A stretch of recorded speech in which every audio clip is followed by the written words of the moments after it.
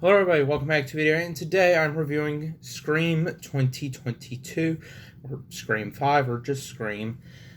So, this movie is an interesting one, because there are so many things that this movie does.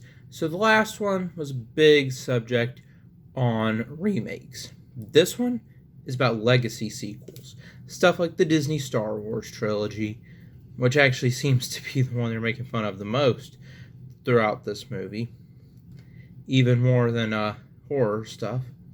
Anyway, this one pretty much starts with a remake of the Casey Becker scene from the first one, with a little bit of a twist, because it has to do with Stab movie trivia. In case you need a refresher, Stab is the in-universe equivalent to Scream. And so, honestly, first time viewing, you see Jenna Ortega, you think, well, she ain't gonna make it through this, because that's the typical pattern. This geniusly subverts that by having her live throughout the opening, which is the only time someone survives the opening when they're the subject of the opening. So that's a great decision. I guess we'll start with Jenna Ortega, because as of now, she's, I think, the second biggest name in the cast. I think the biggest name in this cast is probably Courtney Cox. Just in terms of their reputation in general. That's how it seems to be. Anyway, but yeah, I mean, she doesn't really get a lot to do. But, I mean, she got beat up in the opening. And, well, continues to get beat up in the rest of the movie. But she does get to attack a ghost face. I'll get to that one. Okay, so, I mean, we've talked about Jenna Ortega's character, Tara, so I guess a logical continuation would be to talk about Tara's sister, Sam, played by Melissa Barrera. And she's good in this one. She's much better in Scream 6, but she is good in this one. And, you know, I was thinking, first time I saw this one, which was, well, I mean, this is obviously last year's Scream movie. So, when I saw this one, I was originally thinking that they were going to reveal that Sam's mother was Sydney. Right? I mean, they reveal Billy is the father. So, and yeah, that's another thing. This is the first appearance of Ghost Billy. And I'm not entirely sure what to think about that. I mean, okay, I'm getting off point here. Skeet Ulrich does good with the line delivery, but I don't know, maybe there's one too many scenes of Ghost Billy. But yeah, so a lot of Sam's character is how much like her father is she. So, I mean, that provides an interesting thing. So, a lot of the new cast is not great. There's some good additions. But let's quickly go through the ones that I'm not the biggest fan of first. I don't think Liv is a good character, and that's just because she didn't really get anything to do, to be honest, apart from one scene just to make it really seem like she could be the killer. Which, I do like the line delivery of, maybe that's the twist, because she seems so boring, and,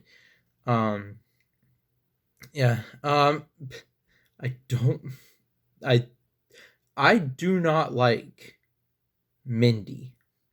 And look, the reason why is just because she is super annoying. I mean, I get it. You want to have the expert role filled out, but I think really the best expert in this series was Randy, and you really can't even match Randy. Plus, hear me out here. Doesn't it seem like Mindy should have been Ghostface with the way she was acting in this movie? Just saying. And I mean, obviously Vince is there, but he's really the first kill of the movie, and probably the most memorable death scene of the new cast. So there's one particular thing I have not brought up here, and actually, while I'm in between points on the characters, it does seem like a good time to bring up that this movie had a lot of changes. This is the first Scream movie to have been made after the death of Wes Craven, and I feel like the team at Radio Silence honors his legacy in a great way with this movie. So there's my opinion on that fact. So I do want to move on to the other characters, the ones that are memorable. Sheriff Hicks, who was Deputy Hicks last time we had seen her in Scream 4. I think she's better in this one. She definitely is not as suspicious in this one. She was really stinking suspicious in the last one, but not as suspicious this time around.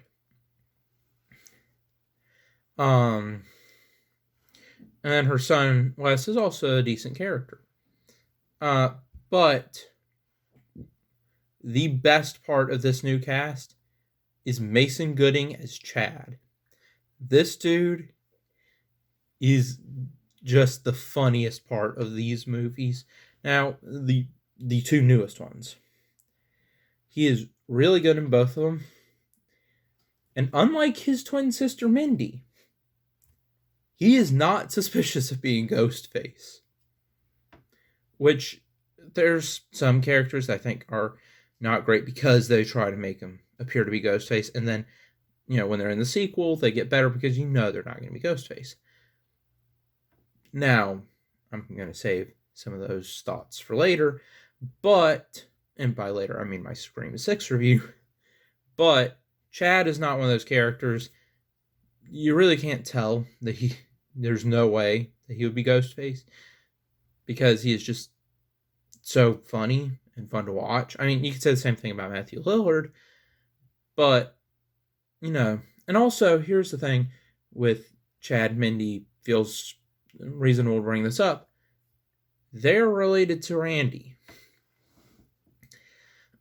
So, I mean, hey, you've got a connection to a character who was definitely killed off way too early.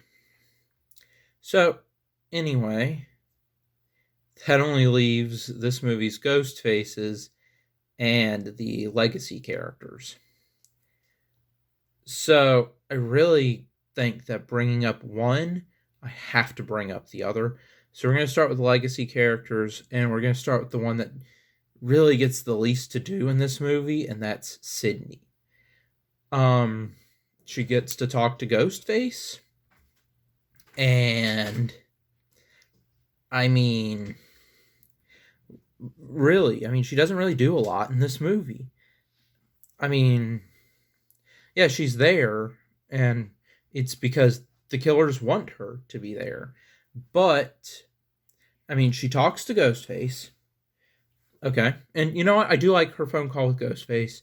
And the little bit of humor that's in there with Sydney saying stuff like, "You're probably the most derivative one," and "I'm bored." Those lines are pretty funny. But, here's the thing. If you take Sydney out of the script, not really a lot changes. Honestly, she gets a good phone call. But okay, she plants a tracker on Tara and Sam's car. But I mean, you could have assigned that role to Gale, because Sydney literally says that's something Gale would have come up with. So yeah, I mean, I'm just thinking. I love the fact that Sydney's in this movie, but she doesn't really do a lot. Gale, on the other hand, does, because she ultimately kind of kills one of this movie's ghost faces. Depends on what your definition of killed is. Does the one last scare count as them having already been killed, or shooting them in the head during the one last scare count? This is a question I had raised in a previous review, so I just wanted to bring it up again.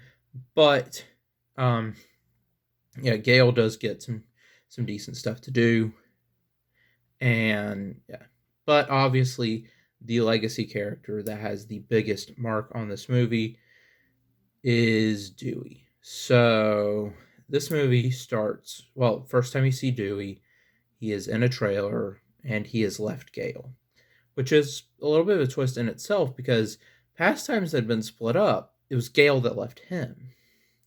So yeah, that was an interesting twist. So yeah, I think that, there's some interesting moments he has. It really stinks that he never gets to share any screen time with Sydney in this movie, because the only time they talk to each other is over the phone, and that really stinks. And the biggest sin this movie makes, if you want to use that term, is they kill Dewey. And that is something that I am not cool with, because Dewey is my favorite character of the series. And I mean, here's the thing. I think it would have worked if there was one small change made. So let me throw this out there.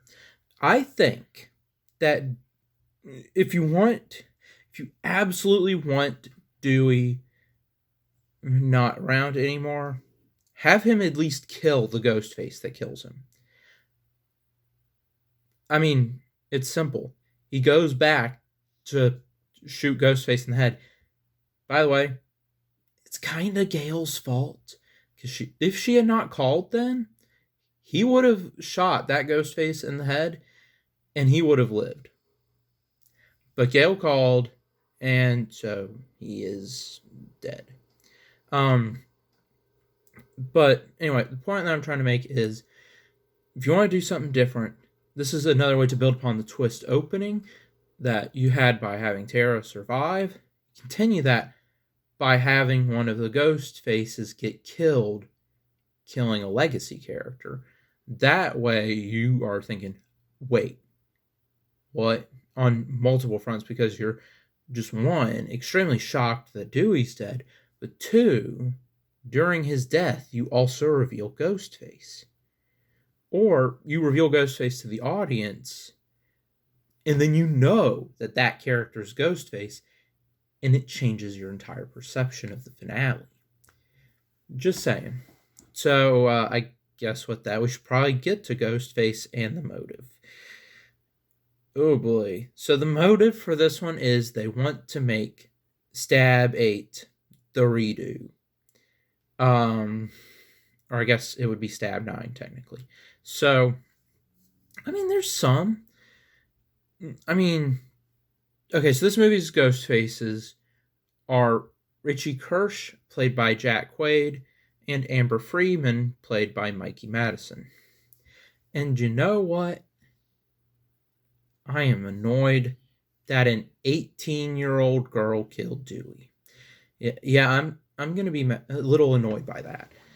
Anyway, now, in this movie, this movie on actually a bunch of fronts gets better with the context of 6 in mind, because Amber's fascination with Stab kind of gets started because she lives in Stu's house. It makes it a little more interesting that she would, of course, want to look into the history of where she lives. Richie, on the other hand, you have no idea why he's doing it. It just seems like he's crazy, which he is. But 6 really shows you how crazy of a fan he is. And I mean, there's a line that he says that actually makes sense, which is Hollywood's out of ideas. I mean, it's true. Hollywood is out of ideas. If you look at it, everything is remakes or legacy sequels. I mean, there's not really a lot that's new anymore. So that's just an interesting idea. Something I wanted to bring up. But ultimately, the ghost faces of this movie are defeated. Sidney and Gale light Amber on fire. And Sam gets perhaps the most brutal kill of the movie on Richie. Yeah, really. That's probably the most brutal death of the series. But yeah, ultimately, this movie, while having a few things that would make fans upset, the death of Dewey, it does have a lot of things that twists the formula on its head, twisting the opening to where the subject survives, which I am thinking that they're glad that they did, considering how big Jenna Ortega's gotten since this movie. And, of course, it does legacy character stuff, but, it does integrate them all into the plot and the killer's plan. But ultimately, I think the motive is kind of weak here. It's not really a personal connection. I'm going to tell you, however, what I thought the motive was going to be upon my first viewing of the trailer, because this would have been an awesome one. So I had heard the line, he's going after people connected to the previous killers, and I was thinking, that sounds awesome. So I was thinking the killers of this movie would be wanting to go after people connected to previous Ghostface attacks, or specifically related to Ghostface, in wanting to kill them to get revenge. Because I figured, there's probably a psycho out there who was related to one of the victims that, thought, well, I can't get the person who actually did this, so let me get someone that was close to them. And this is how, that's how you could easily integrate Sidney into the plot. Because, I mean, she's blood kin to 2 and dated 1. So the 7? Yeah, the 7 ghost faces you would have had before this movie, 3 of them were directly connected to Sidney. So, yeah. I mean, you also have a couple of friends and stuff, but, I mean, you have 3 that are super connected to Sidney. But anyway, that is my review of Scream 2022, Scream 5, or just Scream. This movie had some good stuff, but ultimately, my big issue with this is that they kill my favorite character, so that's going to drop it a little bit. If it had been a different legacy character to die, then maybe it would be a higher score, but just the fact that it's my favorite one does make it to where this one is a little bit of a difficult one to rewatch. So if Dewey had survived, it would be a 9. But because Dewey dies, it's an 8.5. So there you have it. That's my review of last year's Scream. So coming up soon is this year's Scream. But did it top last year? Well, you'll have to wait and see. That's it for this video. Like and subscribe, and bye.